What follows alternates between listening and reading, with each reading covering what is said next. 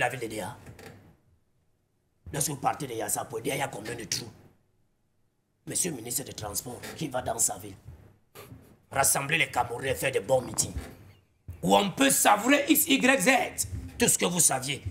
Mais vous saviez que partant de Yassa, là où il y a une station d'essence, pour arriver de l'autre côté, à Missoulé, vous connaissez combien de trous passés, ni de poules?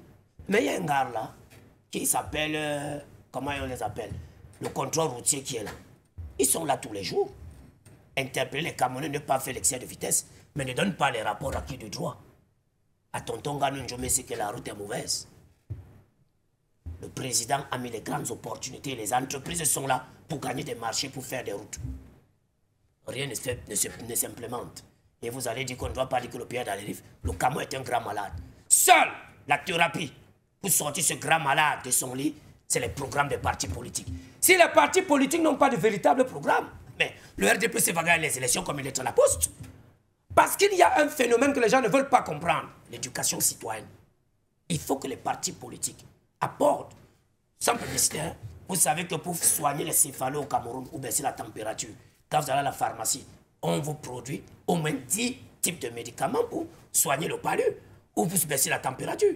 Mais c'est comme ça que sont les partis politiques au Cameroun, que chacun vient avec sa thérapie pour pouvoir gagner le RDPC au soir d'octobre 2025. Sinon, ce parti politique va encore gagner et on quittera des grandes opportunités pour aller en quoi? Le président va encore sortir notre sémantique morpho-syntaxique parce qu'il maîtrise bien la communication que les Camerounais veulent entendre. Et il a des ministres qui sont là pour cela. Vous avez parlé de la jeunesse, permettez-moi de sortir par là. Messieurs, la société civile. Le dernier concours administratif au Cameroun a 30 ans. Il n'y avait que les enseignants qui faisaient le concours jusqu'à 32 ans. L'INGS, l'école normale. Passé ce délai, vous êtes contractuel d'administration. L'État recrute encore jusqu'à 40 ans pour aller faire 20 ans de service, sachant que les Camerounais ne recrutent que leurs frères par repli identitaire. À 40 ans au Cameroun, lorsqu'on vit dans une chambre chez son père, chez sa mère, connaissez pas le tissu économique. Vous connaissez quand on vous recrute à la fonction publique avec une licence à 40 ans. Vous êtes contractuel d'administration. En 12, vous pouvez gagner combien?